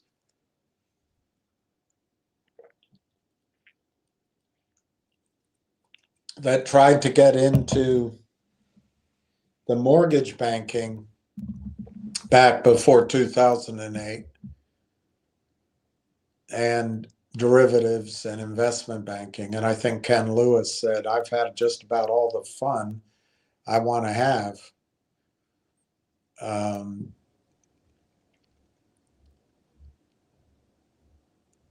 But I think it'll be Bank of America that goes down when silver breaks out. But it's highly volatile. So I'm not as confident now from $75 that it's going to even double. But when it was $25, I was absolutely certain that you'd see a triple or a quadruple or 5x in it. But that's very short-term thinking. I think silver is going to be volatile. It'll pull back.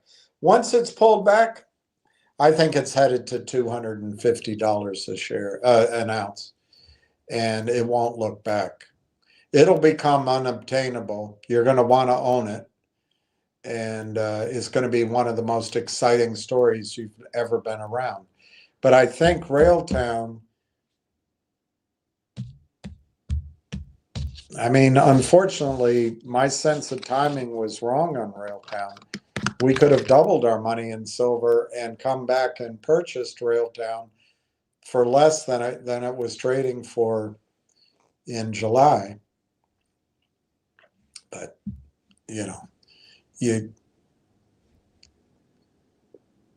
I could have married the little redheaded girl too. Data centers need silver. Yes, absolutely. Ward Richardson, rail engine, absolutely there. Lockup says, Merry Christmas, William. I got to figure out why I'm not seeing your names. I thought it would fix itself because I didn't adjust any setting. All right, we've got 13 minutes to go. Last trade is 500 shares at 28 cents. The stock's up a penny. Ward Richardson, thank you, Lockup. Merry Christmas to you.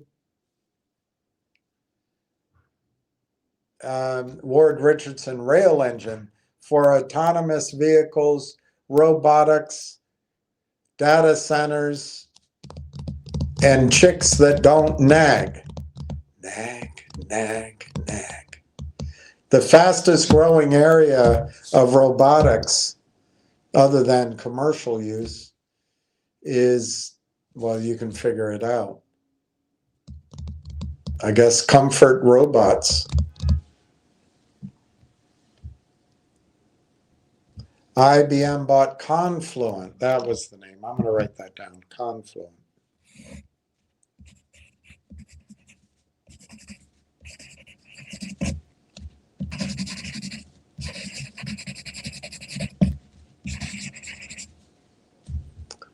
For $11 billion.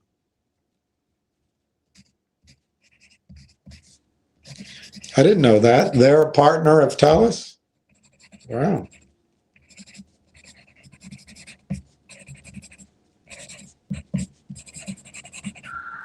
That's pretty powerful, Ward. That's pretty powerful. Ward Richardson. Confluent is a data streaming platform.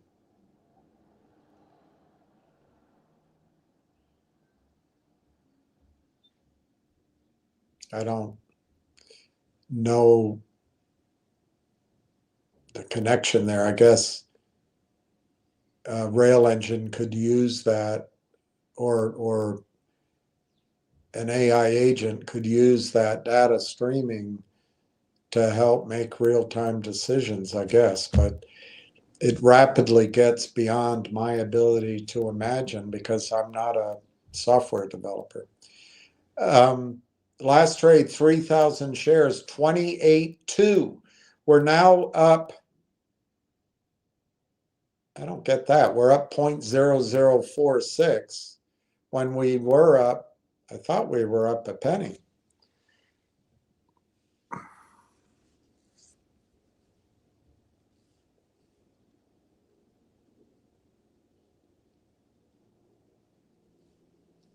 Anyway, we're up half a penny at 0.282. The volume is 103,000. Looks like we might have a green day for Christmas.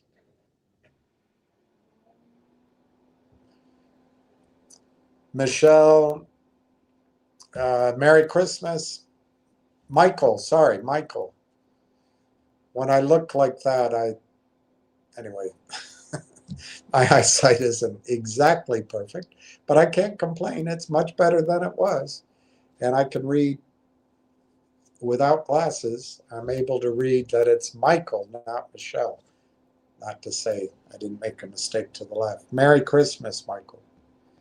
Michael, the Canadian government might not allow an American company to buy Railtown. Well, we have a bigger button.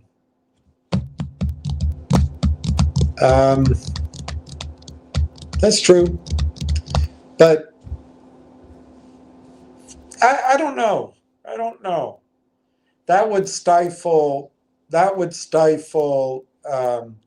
the bidding war. And I don't think Canada would limit what their shareholders can make.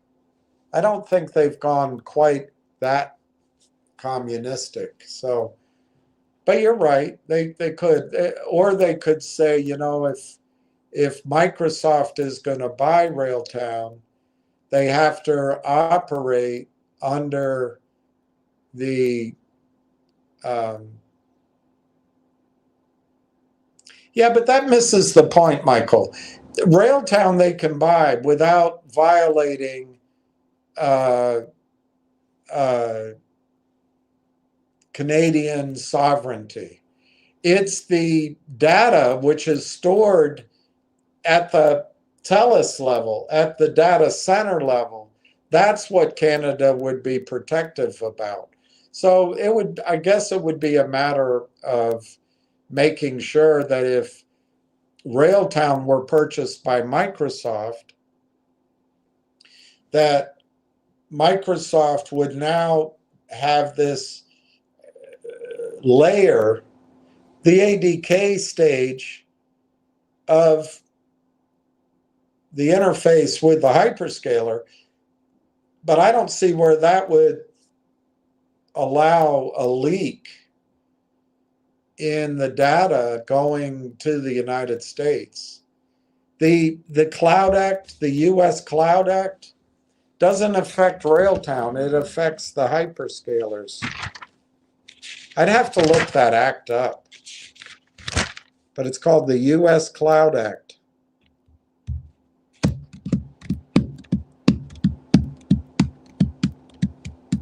He pointed out that the revenue they'll get once it starts will be monthly. It's going to be pure profit, essentially. We'll find out what the ratios are. But it's going to last and last and last. It's a great story.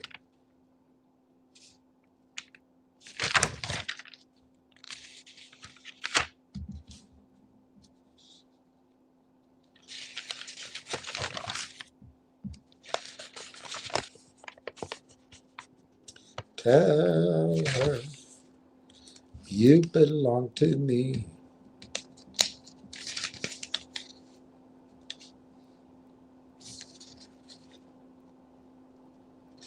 He did point out, like I once pointed out to you, that if you want to invest in an AI startup, there's not very many opportunities for you to do so. The reason is most of them end up in that private channel at Palo Alto or on Wall Street. So he loves that you guys own his stock, and he wants you to own his stock, but he thinks everybody needs to own AI. Everybody needs to own AI. And unfortunately, a lot of the value creation channel, the key ways we can do it otherwise is buy one of the big MAGA companies, buy a fund, buy an ETF. But Railtown is one of the ways to buy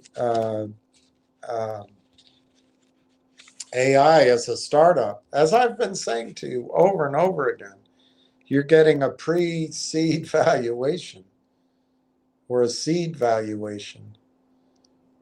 He said it's difficult to get a true valuation in the junior markets. And I mean, that's one of those moments where you wish everybody understood that. Hey, Red Pepperoni, how are you? All right, we've got 4 minutes to go. And I might call it quits at 4 o'clock, or if I got a burst of energy, I'd keep going. But I think it's Christmas. Maybe we'll stop at 4. There were a couple other things to talk about, but maybe Christmas Eve we need something to talk about.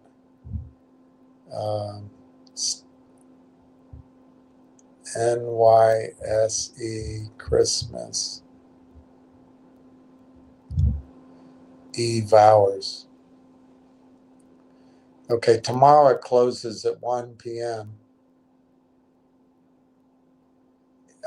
The market closes at 1 p.m. tomorrow, and it's completely closed on Christmas. And on Friday, December 26th, nobody will be working. It stays open for the entire day.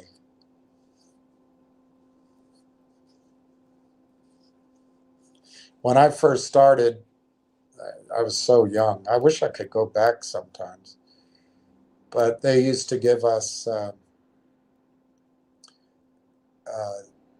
bonuses to strive for if we could do, $1,000 worth of business on the 26th. They give us a bonus, a match, or give us 100% payout. Still, it was very difficult because people didn't want to answer their phone. There's 52,500 to buy now at 27.6. Maybe we're going to go through several days where the buy is always 52.5. It's always computerized. The ask is 28.2. The volume is 103,690. Last trade, 0.2793. We're up a little bit. We're in the green. 2 minutes to go. Last trade, 100 shares. So they got 100 shares done at a lower price. 3,000 shares to buy came at 28.2. They did 100 shares at 27.93. So $28 worth of stock brought it down. But now we've got 500 shares at 28.2, 500 shares at 28.2. We've got a minute to go. The stock is up 4.44%. Last trade 28.2 with less than a minute to go. Less than a minute. And suddenly another minute passed. And slowly, without warning, yet another minute passed. Nothing's happening. A watch stock doesn't trade. The market is closed 28.2. and that was 500 shares was the last trade. 107,000 shares, 190, and closed at 28.2, up 4%. Around the league, Finger 142.5, GDC $5.25, MTEN 65.91.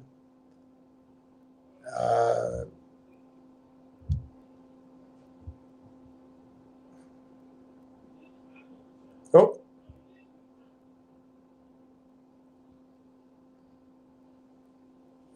and in Canada at 4 o'clock, the volume in Canada was 69,000 shares, although that's probably delayed. It might be a little higher. Closed up a penny. No news. No filings. So you have the story, and you can buy. Wow, the Pirates are going to sign Ryan O'Hearn. I think I already told you that one.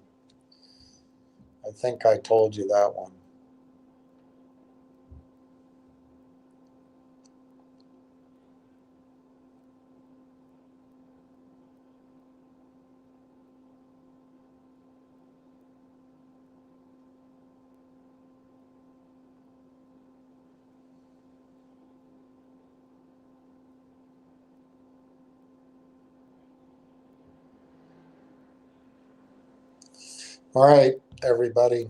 I don't know what else to tell you there. I'm looking to see if there's any glaring news.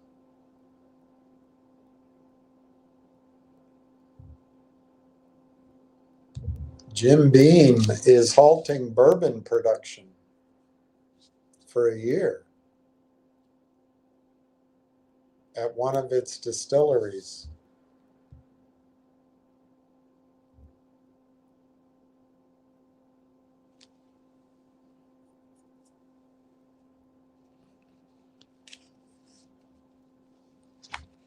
All right, so Merry Christmas, everyone. I guess I'll come on in the morning, but maybe not.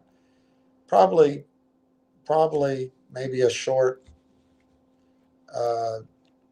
discussion early in the day. But if I, for some reason, don't, Merry Christmas. I wish everyone peace and happy holidays, and Merry. Don't forget to